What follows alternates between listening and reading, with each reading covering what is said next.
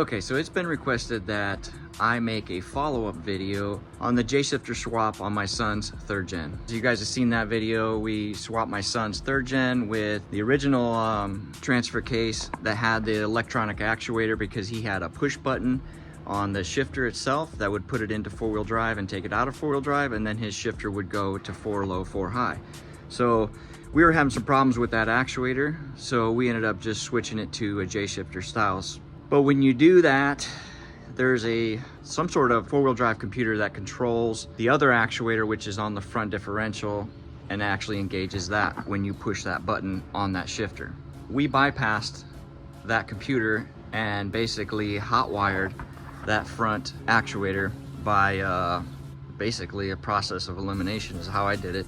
I tried to look up some diagrams, couldn't really find a whole lot of information that was helpful, so kind of just started looking around and figured it out. So this is what we figured out.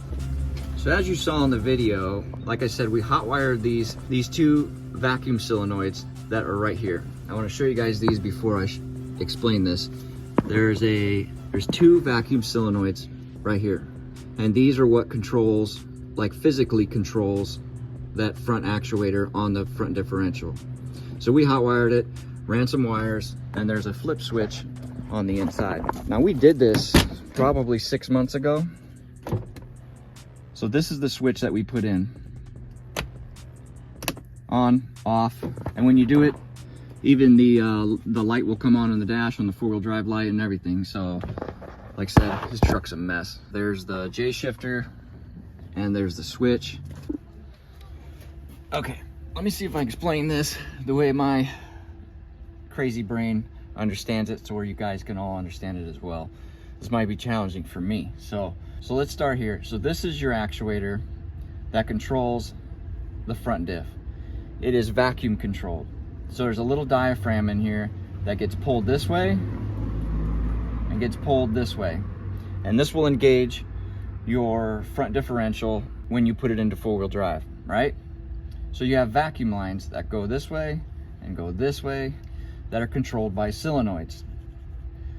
So these solenoids, there's constantly a vacuum being pulled one direction on this actuator, keeping it either in or out depending on what option is selected, right? So this diaphragm is always being pulled one direction, meaning one of these solenoids is always being active, or so this solenoid can be open and be pulling a vacuum. So you've got wires that come off of these solenoids. So when you click it into 4-wheel drive, normally, you know, one of these actuators is going to engage, open, and pull that diaphragm into 4-wheel drive, right? So after we put the J shifter in, I knew that the computer was still thinking that it's not in 4-wheel drive.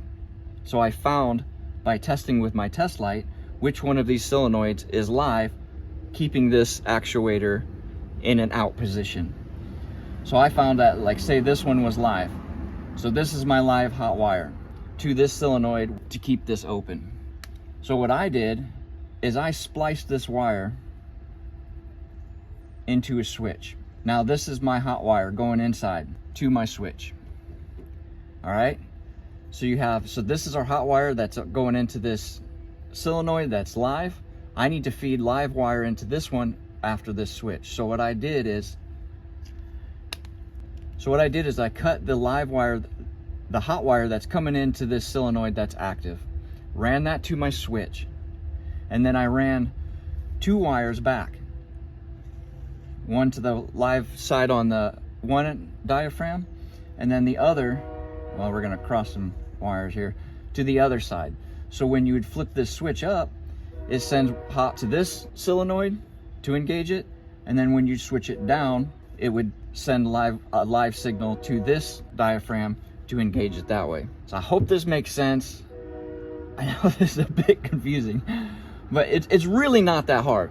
So if you can understand my stupid drawing and understand the way my brain thinks, it's really not that hard. So all you guys got to do is figure out which one of these solenoids, these vacuum solenoids, is live after you put your J shifter in, and that's your one that holds it basically in an out position. Splice that wire, run it up to a switch, and run 2 wires back, one to one solenoid, one to the other.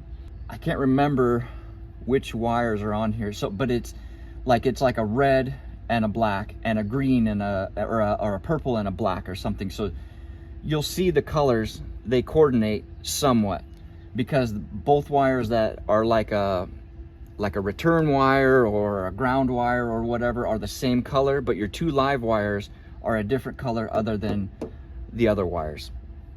And maybe I can find it here real quick, but it's all muddy under the hood. So that's what we did to make this J-shifter thing work. Now there's probably some simple solution to make it all work properly, but either way, this works, and we've had it installed now for 6 months. And what's really cool about this setup is, say for instance, you want to put it in 4-low, but you don't want to put it in 4-wheel drive. He can put it in 4-low and not engage the front differential.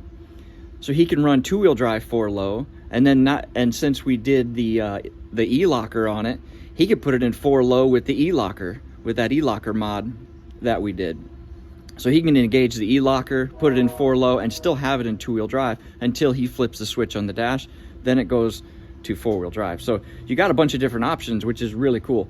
And the way we did it, it works. So like I said, there might be better ways out there, but this works either way. So if you guys are thinking about doing this, that's the way we did it. I'm not suggesting you do it that way, but hey, if you do, that's the way we did it. Yeah, I can't see which wires as far as colors, because I cut them pretty short and they're all grimy and dirty. But maybe even before you take your regular transfer case out, you could engage the button and test each wire to figure out which ones are your live wires that you need to splice. That would be the best way to do it beforehand, before you take your transfer case out that has the electronic actuator on it. So if you guys got any more questions, hopefully, I can answer them in a somewhat intelligent manner. So hit me up, guys. Hey, thanks for watching. Did I just use a permanent marker?